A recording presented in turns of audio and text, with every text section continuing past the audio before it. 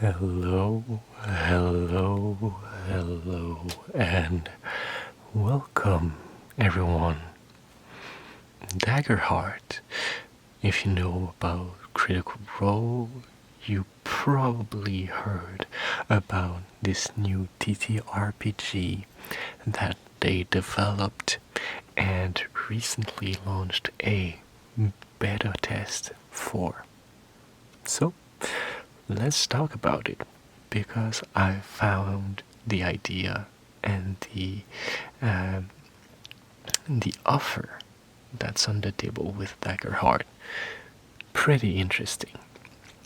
Now, I'm no expert in the analysis of games like these. I've never took an interest in creating a TTRPG, so a lot of Dungeons and Dragons and general TTRPGs experts on YouTube will have much more expert opinions than mine, but I do have an interest in TTRPGs in general, and I do have my opinions on a few aspects, so I just wanted to go over what I thought of this and see if Daggerheart is of any interest for you.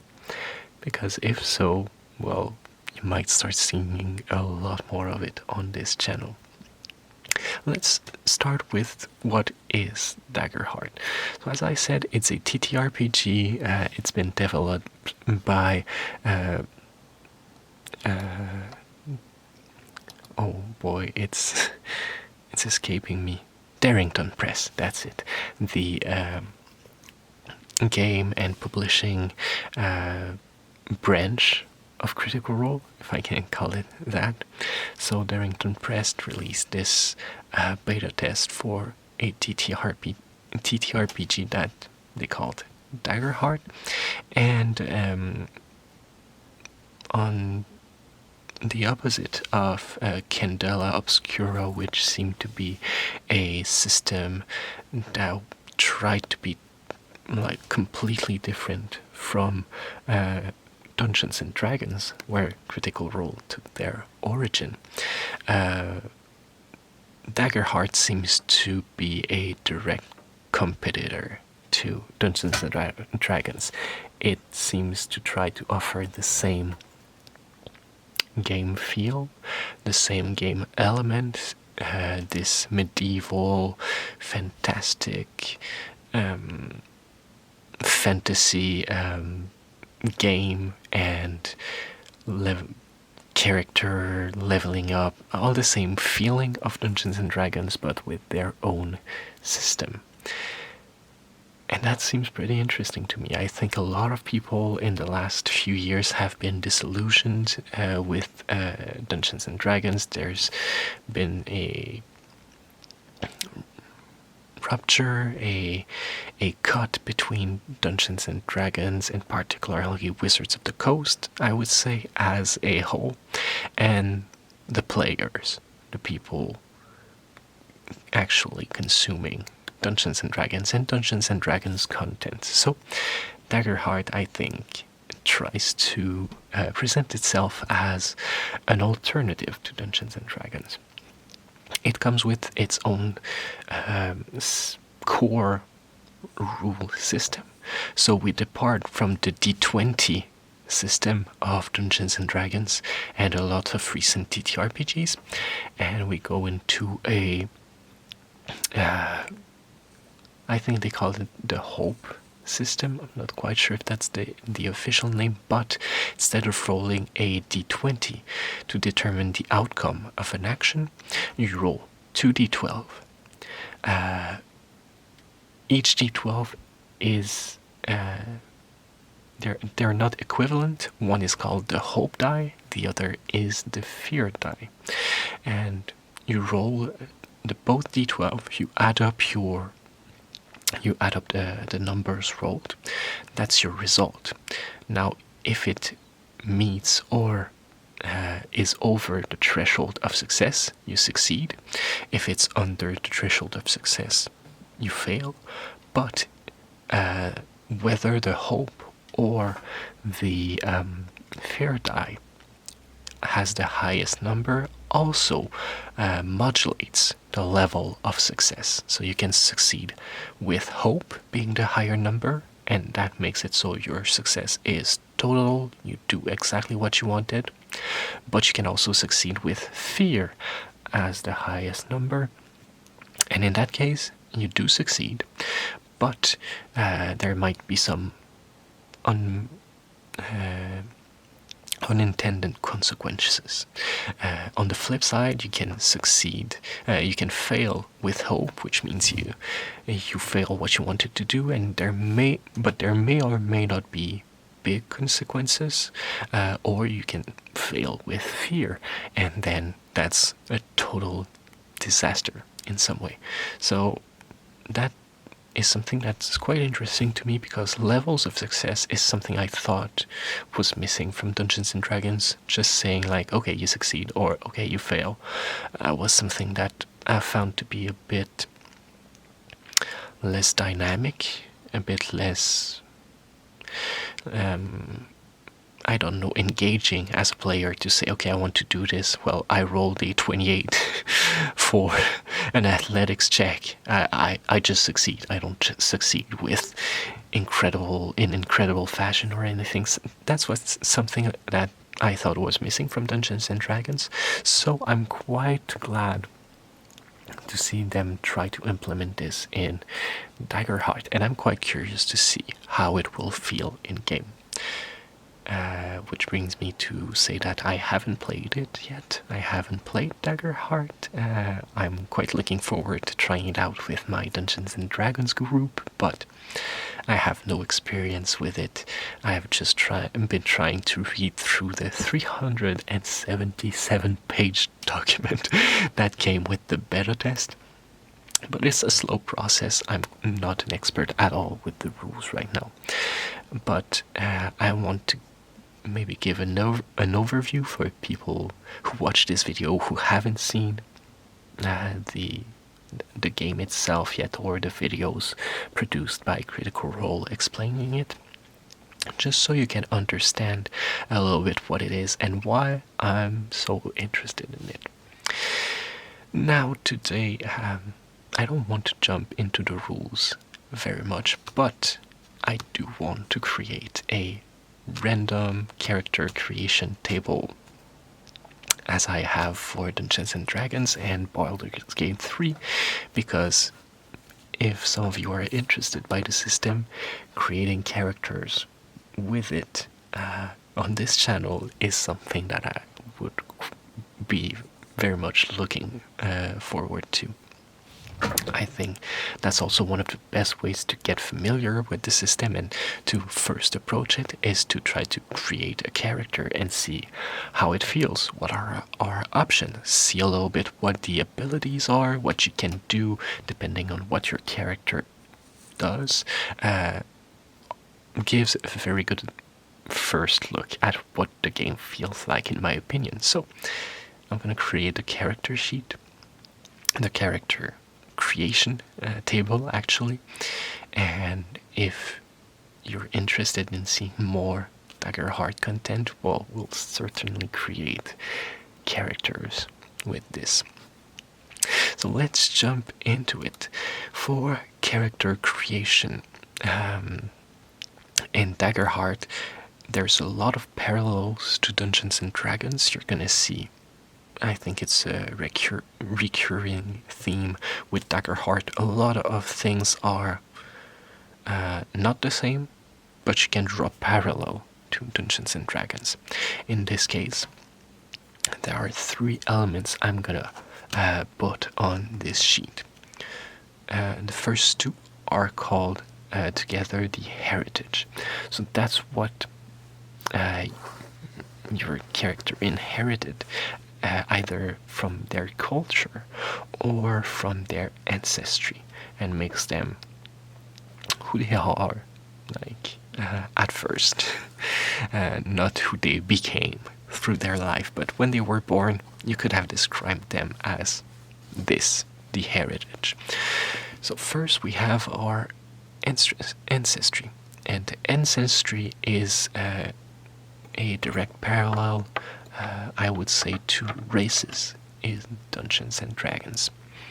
And we got a big old 18 of them just in this starting edition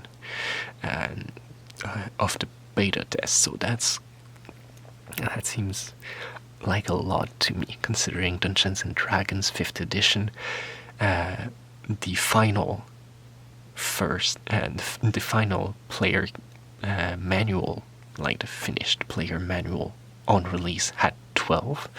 So 18 seems like we've got a lot of choice already. But let's start creating this character creation table. So Ancestry, we're gonna go right here. Ancestry. Alright. So first I'm gonna go in the alphabetical order that they presented it. Gonna be much easier, I think. So first we have the Clank.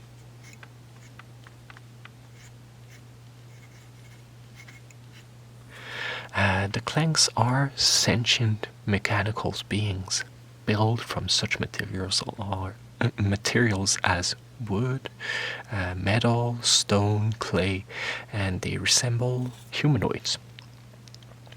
So basically, the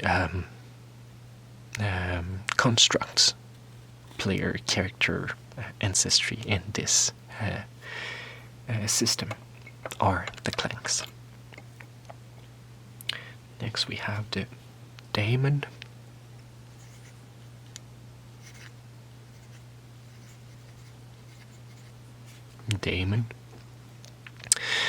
Those of Daemon ancestry are the humanoid descendants of the fallen gods, who possessed sharp canines, pointed ears, and horns that come in a variety of styles. So here it's directly related, well, it's a direct parallel to the tieflings in Dungeons and Dragons. The Dracona are 3rd ancestry.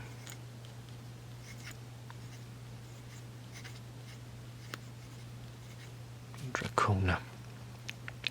Dracona resemble wingless dragons in humanoid form and possess a powerful elemental breath. So here again, direct parallel to Dragonborns. Next we have Dwarf. I think you know about dwarves. Dwarves are most easily recognized as short humanoids with square features, dense musculature, and thick hair. So, pretty much what we know for dwarves. Next, we have elves.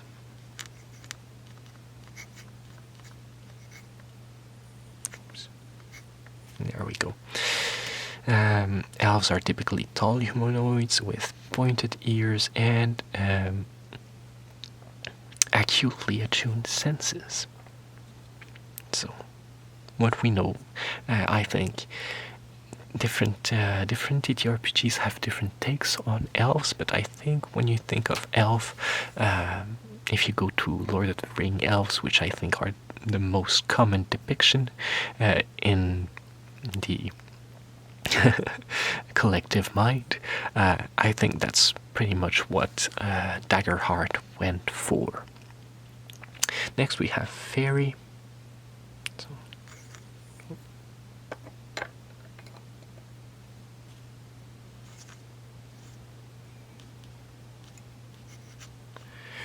yeah, Fairy.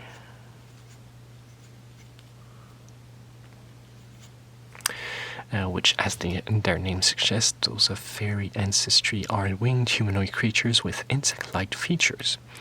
So, not quite like a fairy, but something very similar to it. But when when they say insect-like features, we're talking a lot more insect-like than a fairy. They're not. They are humanoids in shape, but in the art that we can see of fairies, fairy. I'm gonna try to distinguish the two, but I'm sorry if it's not quite clear. But in the art of Daggerheart's fairy, you can see they're much more insect-like. They have the limbs, they have the shape of a humanoid, but they have the exterior of insects. Next we have fawn.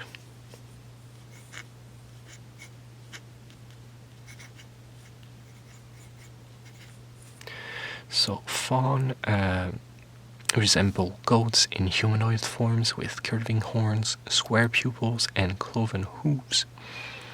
I think they look pretty much like the traditional fawn in classic mythologies.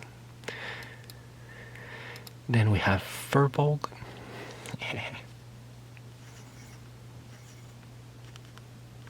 So furbolg. Which resemble cows in a humanoid form, typically recognized by their broad nose and long ears, but not pointed, just long. And then we have a fungrel, which, as their name suggests, you might have noticed, are mushroom. Fungrels resemble a mushroom in humanoid form, bearing the features of the fungus from which they descend. Then we have the galapa. So, galapa. Ooh.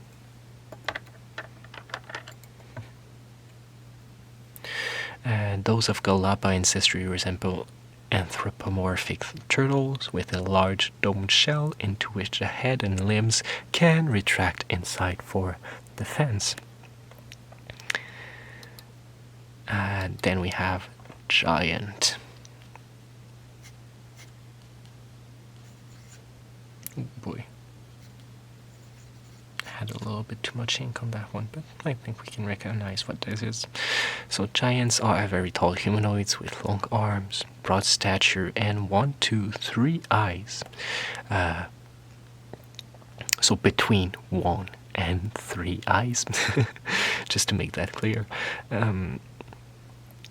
But something I haven't seen yet is size in Daggerheart. I don't know if creatures have like size categories like in Dungeons and Dragons, and I don't know if the giant has a different one than the other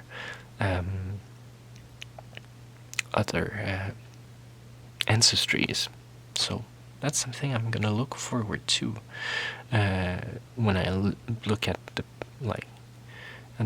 more into the playtest material. I'm gonna try to see if we have like sizes for creatures in this system, because the giant begs this question. I haven't seen it said like on paper, black and white, that they are bigger mechanically, but it would make sense, I believe, for a giant to be bigger, you know. But anyway, we then have the goblin. So, goblin who are small humanoids, typically recognized by their large eyes and massive membranous ears, which is worth noting that they are much cuter in Daggerheart than in Dungeons and Dragons in popular depictions.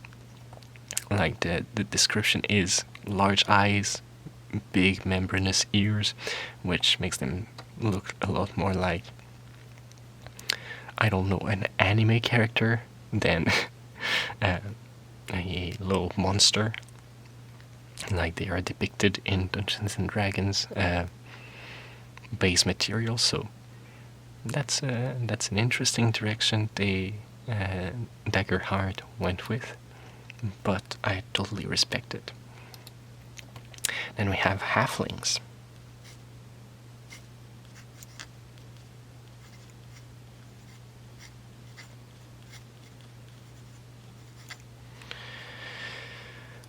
So the halflings are typically smaller humanoids with large hairy feet and prominent rounded ears, so very similar to what you would know of a halfling in Dungeons and Dragons or a hobbit. Then we have humans, of course. So 14 human. Humans' ancestry are mostly recognized by their dexterous hands, rounded ears, and bodies built for endurance. I guess. I don't know how endurant I would call myself as a human, but you know, I can see it a little bit. Then 15, we're almost at the end of our ancestries. We have Qatari.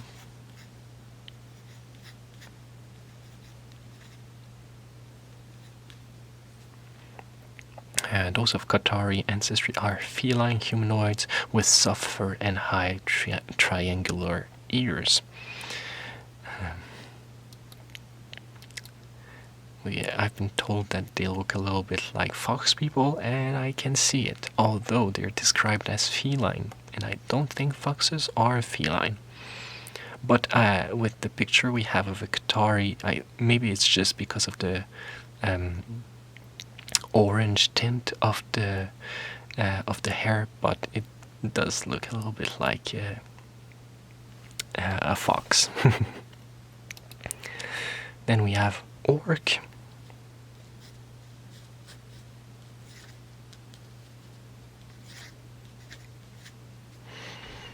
Orcs are most easily recognized as humanoids with square features and boar-like tusks. And our penultimate ancestry, Ribbit, which has been a fan favorite from the people I've seen talk about it yet. Ribbit.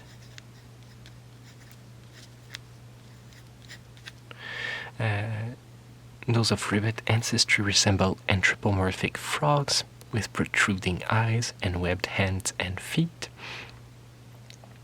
So they are very cute, for sure. And finally, our last ancestry is Simia, I think I would pronounce this. Simaya, maybe. Simia resemble anthropomorphic monkeys and apes with long limbs and prehensile feet. So, Simia. There we go. So these are the 18 ancestries in Daggerheart's beta playtest. But with that, you're not done describing your character at first, because you also have to choose a community in which you were raised, which is going to be the cultural side of who your character is. So for these, I think we have 9. Let me check. 1, 2, 3, 4, 5, 6, 7, 8, 9. Yes. So, community.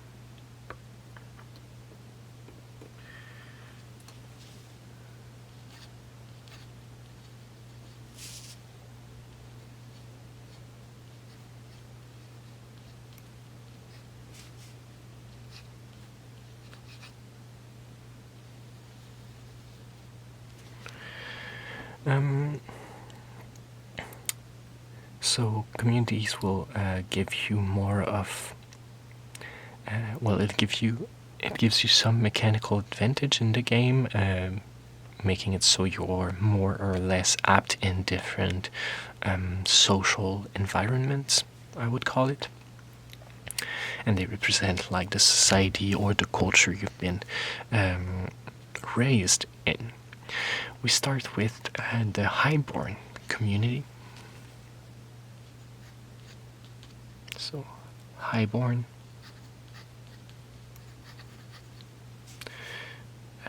Being part of highborn community means you were born into a life of elegance, opulence, and prestige within the upper echelons of society. As the name suggests, I think the names are pretty self-explanatory. But second, we have lore-born. So, lore-born.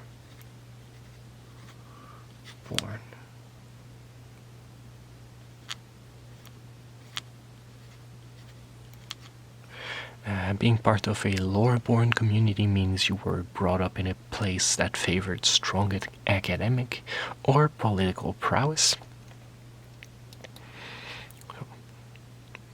It's pretty nice. Order-born is our third community.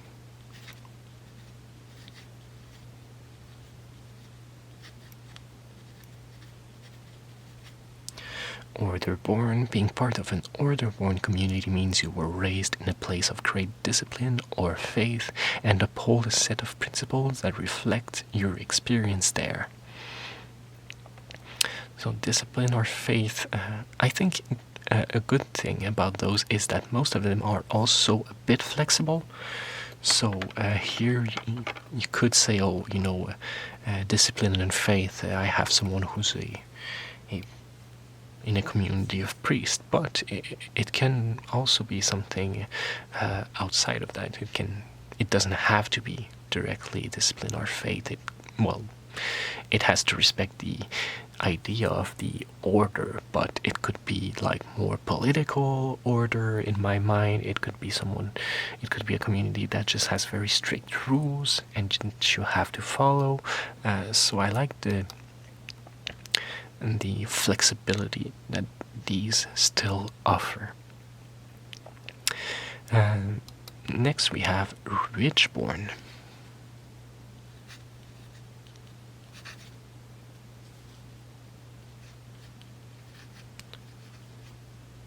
Ridgeborn.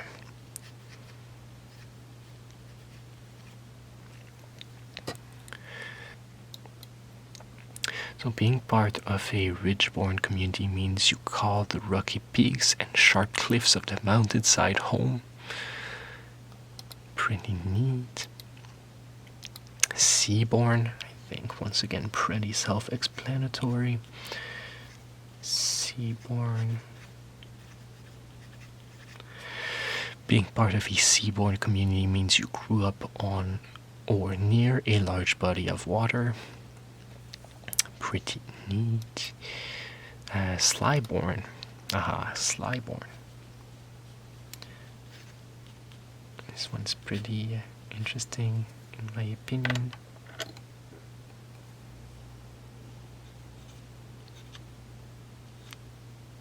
Oh, that's unfortunate.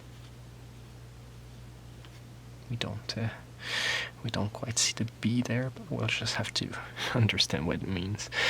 So being part of a Slyborn community means growing up in the underbelly of society, surrounded by criminals and con artists. Then we have Underborn.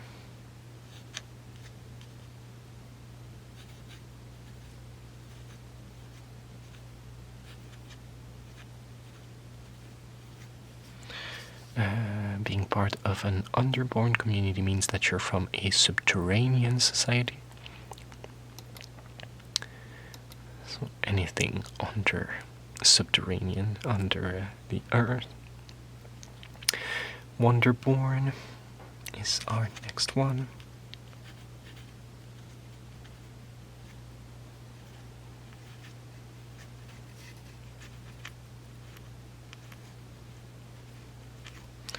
Wonderborn. Being part of a Wonderborn community means that you are raised as a nomad, not having a permanent home but experiencing a wide variety of cultures. And last but not least, Wildborn.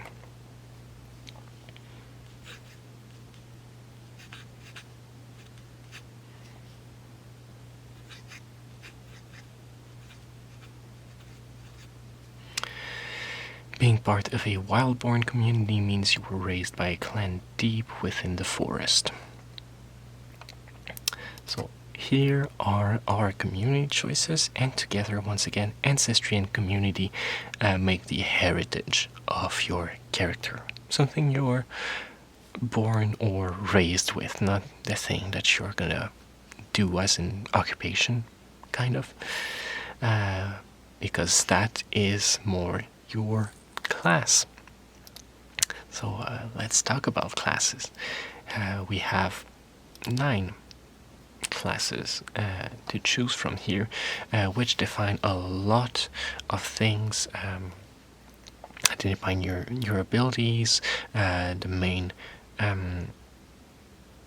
the stat which should be highest for you. So as in Dungeons and Dragons, there are 6 stats, not quite the same as in Dungeons and Dragons, but a few of them are very similar.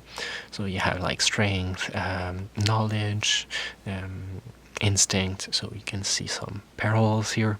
So your class defines which one you should prioritize. They define the abilities you can have, the pool of features you can choose from, if I can call it that. So yeah, the classes is much closer to an occupation, just as in Dungeons and Dragons. So the first class we have, let's go over them quickly. So class, oh boy, that's my bad.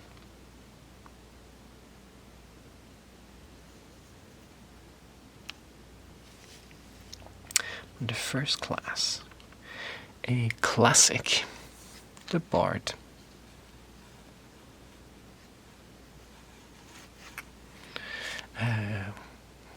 A lot of the classes you know, so I won't go over them a lot, but if there are classes that are specific to Daggerheart, I'll explain them a little bit. To the Druid.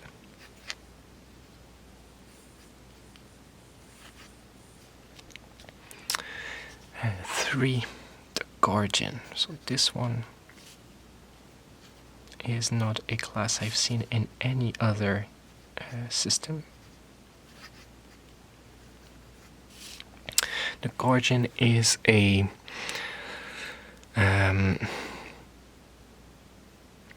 martial class, I would describe it as, that is focused on defending others, basically. So it has 2 subclasses for now, which are designed around either being an annoyance to the enemies and making it harder to hit your allies or supporting your allies, and the other is more of on the vengeance side. So if some of your allies take damage, well, you're gonna deal a lot of damage. You're gonna dish out damage in return. So that's what the Guardian does, and I cannot draw a strict parallel from the Guardian to another class in Dungeons and Dragons. Like, I don't find it, but it's somewhere between the fighter and the paladin, trying to be a noble guardian of the others, but it doesn't have the magical abilities of a paladin. It goes a little bit further in the defense area than a fighter, but it's kind of in between those, I would say. Next we have the Ranger. So 4.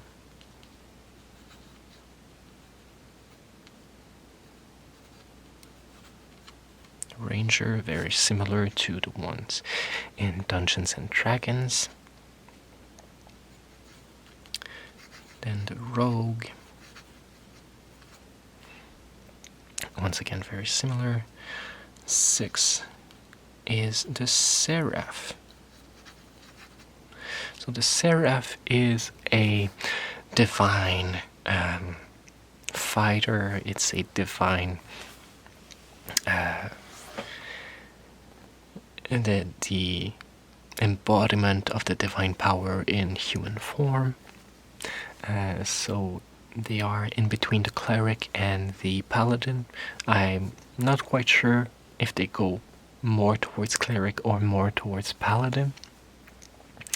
That's something I would like to see in the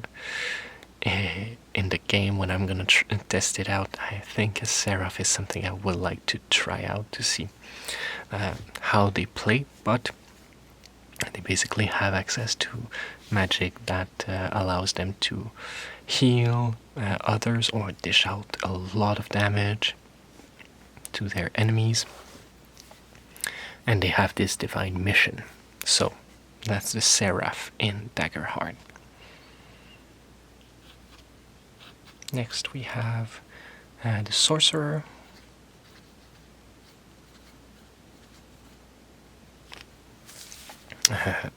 Pretty straightforward. Then 8, the Warrior. The Warrior has a different name, but I would say it's pretty much the Fighter in Dungeons and Dragons. And lastly, the Wizard. So just as in Dungeons and Dragons, the difference between a wizard and a sorcerer is that one is born with their power and the other has to study for it. So pretty similar to what we already know.